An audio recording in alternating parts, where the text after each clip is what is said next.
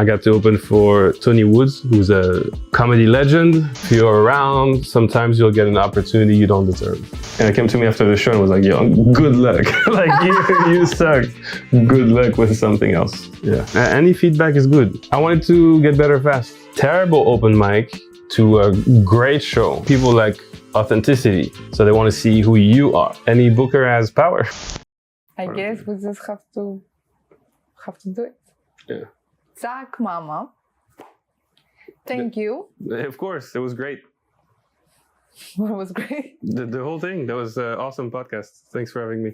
No worries. Thank you for coming. Yeah. You're special in a way that you have opened for many big names. Can you drop name? Name drop. Yeah. I've opened for, well, I started in Hawaii. And in Hawaii, there was a comedian that let me open for him in San Diego. His name is Tumua. And that was the first time I was like, whoa, you don't know who he is, but in Hawaii, it's like a big deal. Okay, huge name in Hawaii. Yeah.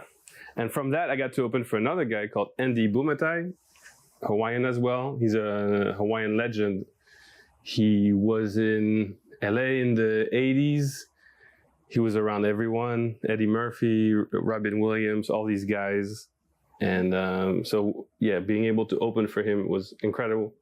And then from that, I started traveling around the States, and I got to open for a guy called Tony Woods, who's a comedy legend. He's known for being Dave Chappelle's mentor. Is that a good name drop? And then another comic that I love, Sam Talent, was in Paris and needed a guide for free. So he offered me to open for him as well. I love how we do this in comedy, where you get spots by doing things for other people. Yeah. Also, do I have to drink all the drinks you poured me? Because I have so many drinks, I don't know where. Okay. No. When you first opened, right? When you opened for the first, like when you were on the first big show, how long were you into comedy?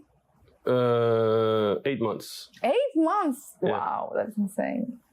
Yeah, I wasn't ready, and I did a joke that I forgot I didn't want to do. I did 2 shows with him, 10 minutes each or 15. And yeah, the first set was very bad, and the second set was just bad. Yeah. So what would be your advice if we have someone who happens to be given an opportunity to open for a big name, but as you said, they don't feel ready yet, they have not been doing comedy for a long time. How would they approach it? Well, it's good to think you're ready and then, Fail. Yeah, that's good. I knew he was going to be in San Diego, and I was like, yo, I'm going to be in San Diego too. He's like, you want to open for me? I was like, perfect. And I was like, cool. I got to book my ticket now because I was not going to be there. And yeah, just reach out to people, take chances. I knew him personally. Like, he saw me before and gave me advice, maybe after 4 months in comedy. So he saw me do shows, and he was like, oh, that's good, man. And then I sent him my set. He listened to it and gave me advice, which was really good. And then I saw he was going to do a show in San Diego, and I was like, yo, could I mean, I'm going to be there, I didn't ask. Like, don't ask. Let people ask you to do it. Okay. I wouldn't say, like, ask, but just be present. Okay. If you're around, sometimes you'll get an opportunity you don't deserve. If you get this opportunity that you don't deserve, how do you approach it? Like, how do you prepare yourself, to get on stage? Do you go... Well, I thought I was ready. I thought I deserved it, and I thought I was ready. And then the people's faces tell you that, oh, yeah, I'm not ready. Like, a lady came after me came to me after the show and was like, yo, good luck. Like, you sucked. Good luck with something else. Yeah. Wow, that's mean. No, she wasn't mean. The set was bad. It was a bad set. And she meant it, like, good luck with that. Okay. Yeah. Oh, you want to open a boulangerie and that's how you make bread? Well, good luck, Or, kind of. I see. So it was good. Any feedback is good. Good or bad, whatever, is just what you do with it. Oh, yeah, no, for sure. Any feedback is good. And then you decide how you're going to use it and if you're going to use it, for sure. Yeah. So, yeah, after that, I felt horrible. And I was like, cool, it's time to... I kept practicing. It takes time. I wasn't like, oh, it's time to work. No, I've always been like serious about it. Okay. It's just you have to make so many mistakes to, like driving, for example. I killed so many people on the road after I was like, oh, okay, cool, not on the sidewalk, you know. But yeah, you have to make the mistake. How often do you do an open mic? At the beginning, 3 times a day. Really? Yeah. You were doing 3 times per day and Yeah. So that's why I kept traveling to different cities, because you know when you're new, they're like, oh yeah, let's give him a chance. So I got to do a lot of open mics in new places every time, and that really helped at the beginning. Okay. So yeah, some nights I did 3, some nights 4, and I did that for first 2 years like crazy. I wanted to get better fast. I don't want to take forever. Yeah, because I know, like, you know, I've seen people do it for 10 years and do 1 open mic a day or a week, and they don't get better. So I wanted to get better quick. You know, if you want results, it's like the gym. You go to the gym every day for an hour at first, then 2, and then 3, and then you maintain and you keep going. So to me, it was like that. It was like I wanted results quick, recorded every set, wrote everything I said the day before, looking at the video, underlining where people laughed, and sometimes I would underline where they laughed because I was funny, and underline where they laughed because I wasn't. You know, sometimes you're like, oh, that was the people laughter, laugh. but no, they're laughing at you. Yeah, that laugh that is like, I don't deserve this laugh. Yeah, I mean, You it's should part not of be it. laughing right now.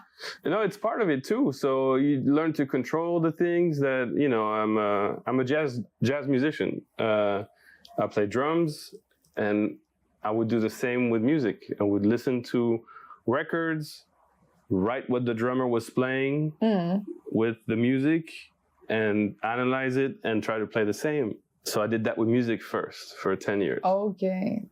So when I started doing stand-up, I already knew how to learn something, learn a skill that is abstract. An art. Yeah. Art, or just a skill that's abstract. There's no path to becoming funny. Same thing with drums. You can learn some stuff, but if you're not naturally inclined to learning drums, like you don't have coordination or stuff like that, it's hard. And with drums, I was 5 when I started, and I felt, oh, it's easy. So I just need to practice. I just didn't like practicing. Okay. But with stand-up, I was like, oh, I like making people laugh, but I love practicing stand-up because you can say something and get an immediate reaction. I wanted to ask you this. How did you transition from a jazz musician to a comedian? I've always wanted to do stand-up. Okay. Always. Even like 15 years ago, or no, more than that. 18 years ago, I saw a French stand-up comedian in Paris at the Apollo Theater, which was called Le Temple before. And I was like, yeah, that's what I want to do. Oh. But I was already playing music in high school. I was a singer and guitar player because I thought I wanted to sing and be in front of the band. But I was just hiding behind my guitar, and I just wanted to be funny. So I've always wanted to do it. It's just, I think the pandemic gave me the courage to just do that. And then one day a friend of mine invited me to an open mic in Hawaii where I was. And it was bad. It was horrible. And then she took me to another show, same thing in Hawaii. And I saw a guy who'd been doing stand-up for 20 years. He was there during the pandemic, Graham Elwood from LA. And I mean, he lived in LA. I think he's from Chicago. But I saw him do it perfectly. And I was like, wow. Okay, so it can be that bad, but also that good. Yeah. Awesome. Yeah. Sometimes in the same night. It was the same night. Yeah. It was a terrible open mic to a great show. And he made the show great because everybody else was okay. I was just impressed with the fact that they were on stage. But when he came on stage, I was like, wow, he's so good. Okay. And he's the first person I interviewed in my documentary I'm filming about stand-up, where I go to each state, and I told him about the project. He was like, yo, interview me, man. I was like, okay, man, I'm here. That's a good thing, by the way, with comedians. I find that they're, regardless of how good or bad you are as a comedian, how still- big of a name you Still are. desperate. Yeah. Yeah, it's like no matter how long you've been doing it, no matter how big of a name you are, they're always like, yeah, interview me. Let's do a podcast. Let's do an interview. Can I come to your show and Yeah. do like a 5-minute spot? Because I feel like it. Like it's just like this. I feel like it today. Yeah, I yeah. want to tell a few jokes in front of people. Can I just come? And I find it impressive, honestly. Well, it's more like a drug, you know. It's like, oh, Yeah. can I have a little bit, you know? So It is. It is. yeah, that's why any booker has power. Can I have a little bit of bread? You sometimes make the audience uncomfortable and you don't mind. Mm. And you seems like someone who genuinely doesn't care if they bomb.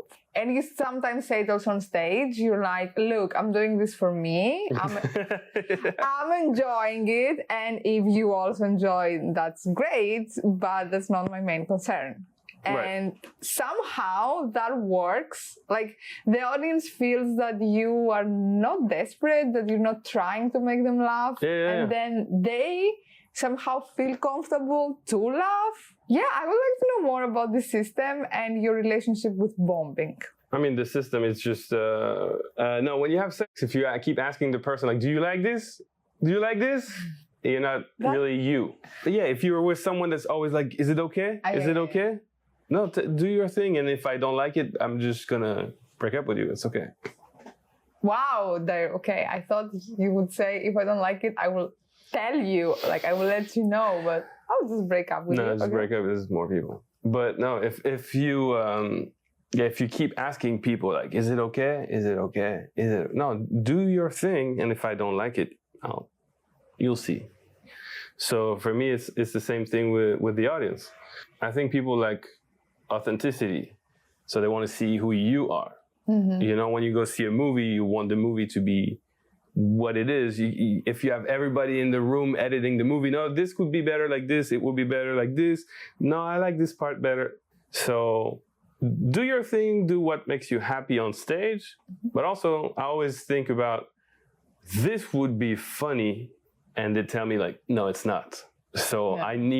I need that confirmation. So that's why bombing, you can't escape it, because you need to go on stage in front of people and say the thing you think is funny, and then they go like, no, it's not ready yet.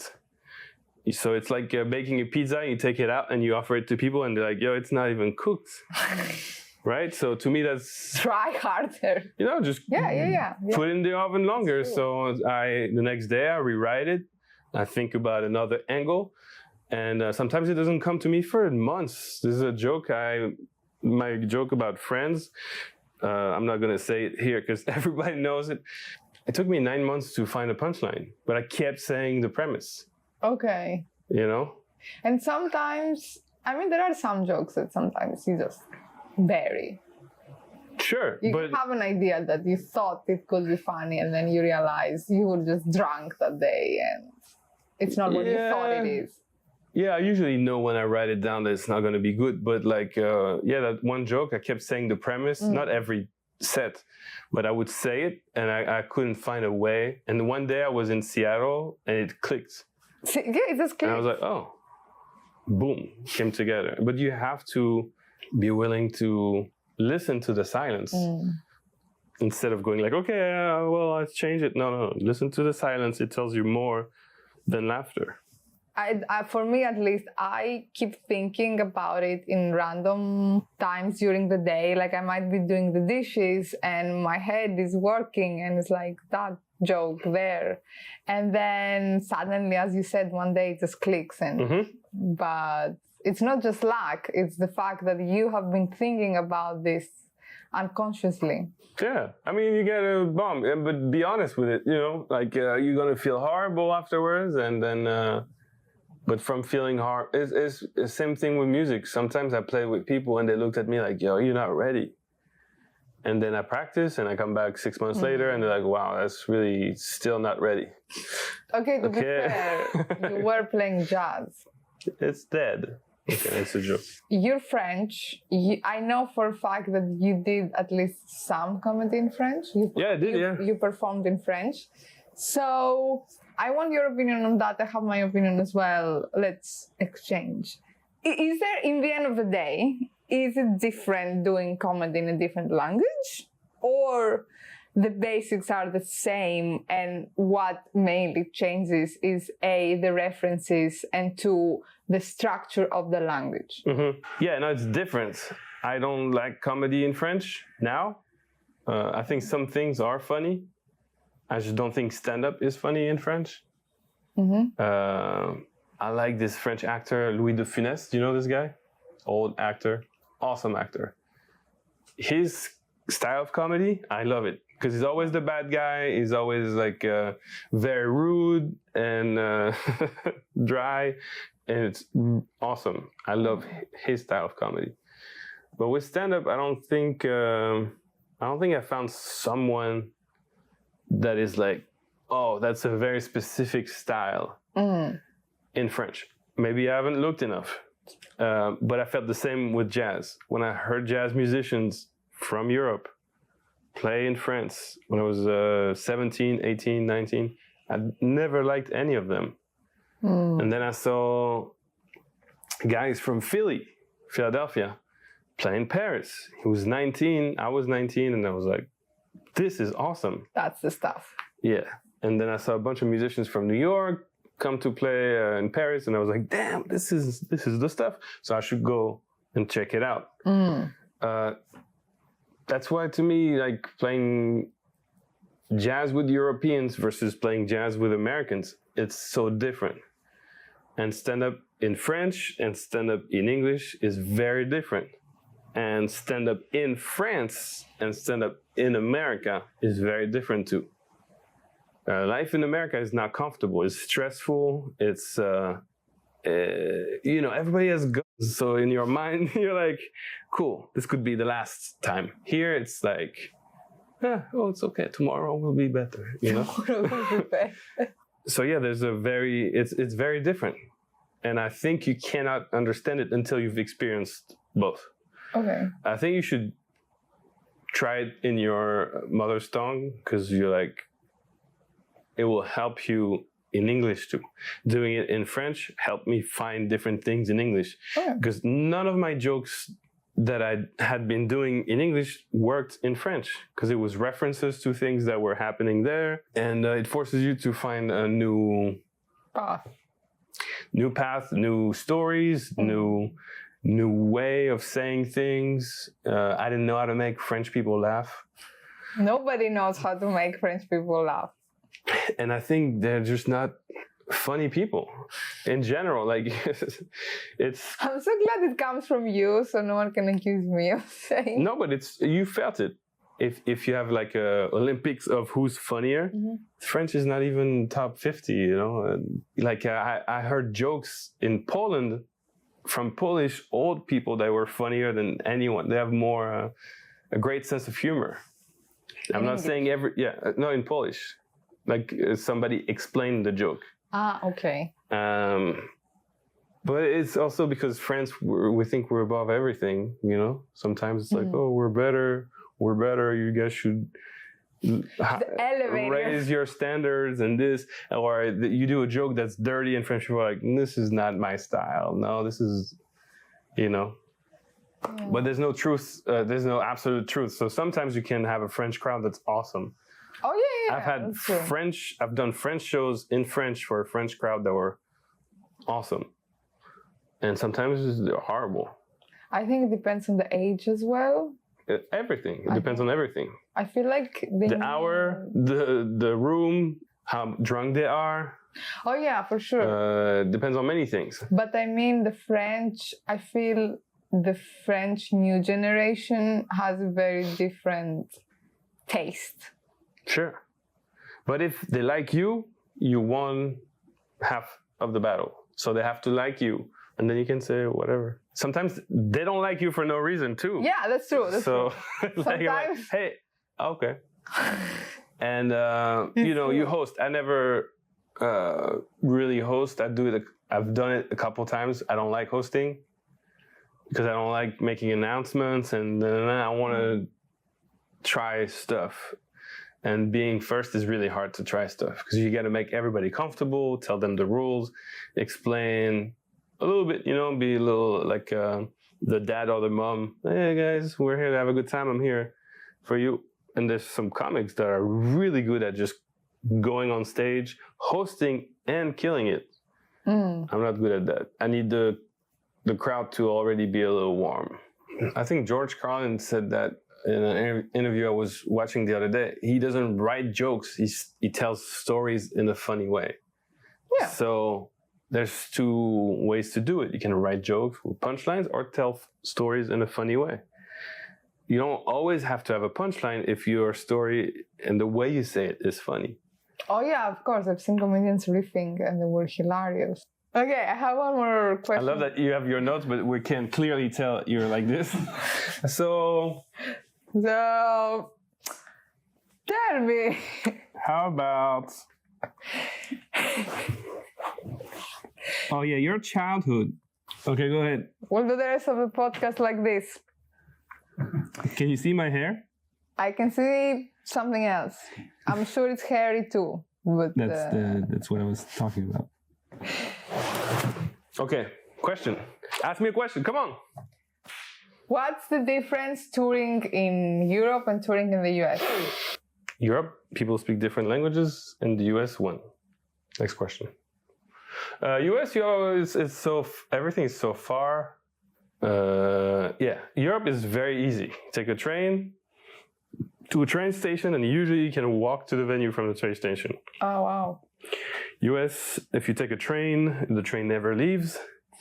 So you have to take a plane, and it's more expensive. You can drive. You can drive, but it's 18 hours from one place to the next. And it's huge.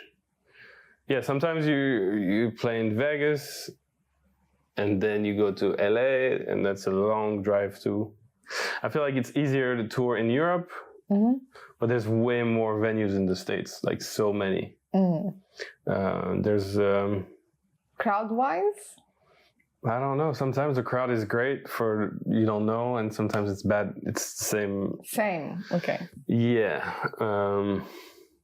I've had amazing crowds in Barcelona or in Berlin, and horrible crowds in Arkansas, Little Rock, shout out. But also, I might go back and be like, yo, the crowd is amazing. So sometimes it's just the day. It's the day, okay. It's also could be me because I was maybe in a bad mood during those shows. It's you learn to be good regardless of how bad you feel.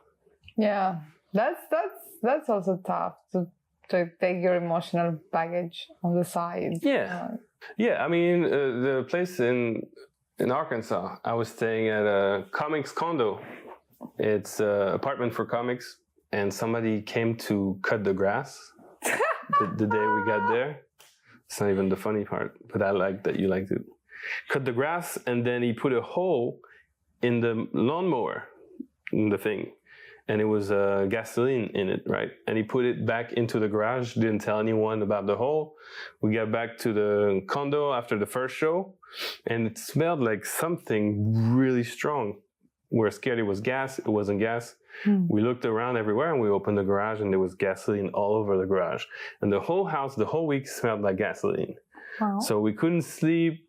We had headaches, and we had to do shows every night there. Top 5 places to do comedy in the world. No, there's no top 5. It's the top 1 is in front of a crowd. Wherever. Just go everywhere. Keep going, and if you get comfortable somewhere, move to a different place, and then see if you can be funny in front of a crowd in prison. I've never done shows in prison. No, it's true. It's comics do shows in prison. Yeah, they do. And I want to do a show at the brothel.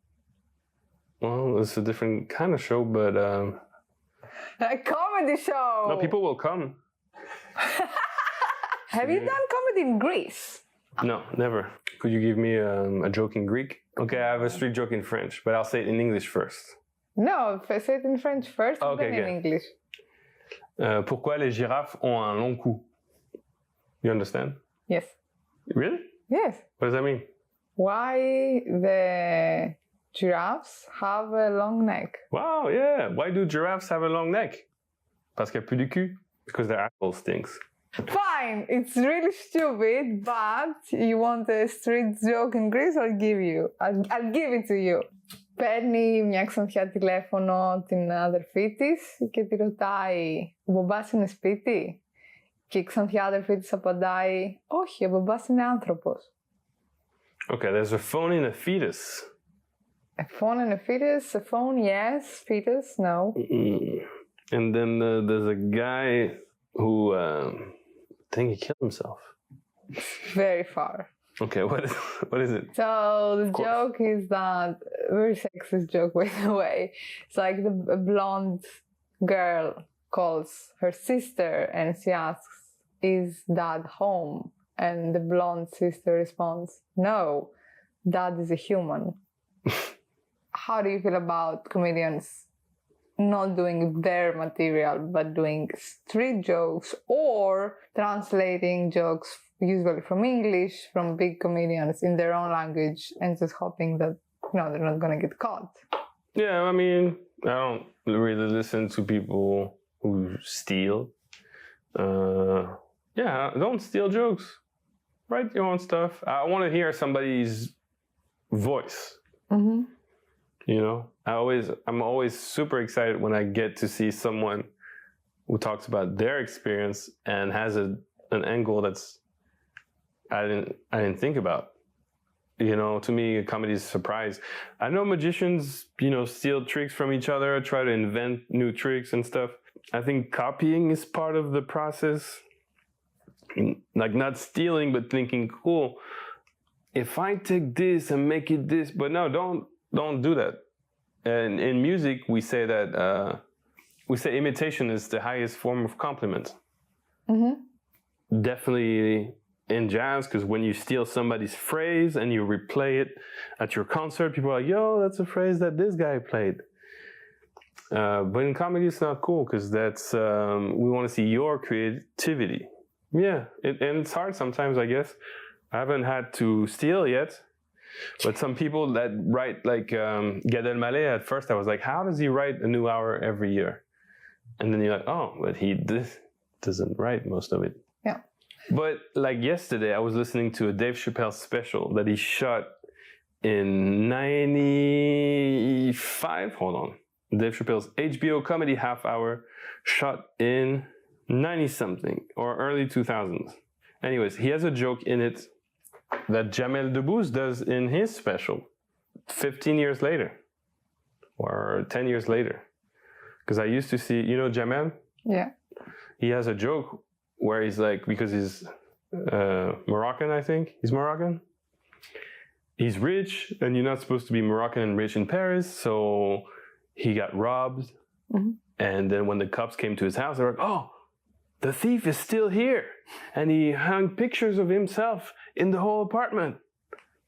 Dave Chappelle does the same joke in that special I watched yesterday, way before Jamel. Mm. And it's the exact same joke. So a lot of French people had to steal jokes to be great because we don't know how to do it. Like there's no history of comedy in France, of stand-up. In the States is since 1950, so there's a lot more. But I guess French people didn't know, oh yeah, if we translate, it's okay. They didn't think, oh, maybe one day people will see that we stole that. But I would feel so much shame from getting caught stealing something. And what happens especially when you start and you're like, I don't know what to write about. I don't know what's funny. Obviously, you don't know your style. You don't know your voice. It's normal. You haven't found your voice yet. You don't even know what your stage presence is. So how would you, someone has done 3 open mics and is like, okay, I want to write my own stuff. I don't want to do stereotypes. I don't want to do hack jokes. I don't want to do street jokes. I don't want to steal, but I genuinely don't know what I'm supposed to write. Do you have any tip of how we can start? Yeah, I mean, watch your set. Even if even if it's hard, because it's usually hard to watch. And just imagine what you would want to see. Mm. Like I watched myself at the beginning, I was like, wow, I keep playing with the chord. You know, I kept playing with the chord and I was like, this is so distracting, but I was stressed. I was like, I need more chord. I'm a fucking sailor. I'm going to go on the boat. Kept playing with the chord, kept playing with the mic. I didn't know how to hold the mic. I tried every technique. I tried everything. Tried taking the max stand with 2 hands, 1 hand. Just try and watch great comics and what they do with their hands, with their posture, with their bodies, and do it over and over again until it becomes natural. It's like swimming, you know, or running or pizza. It's so many ways to do it wrong. No, but I mean writing wise. Like they're like, I don't know what to. I want to write. I want to do this, but I don't know what to write that is unique. That is me. Well, yeah, It's tough in the beginning. Yeah, I think most people should quit so there's more stage time for us.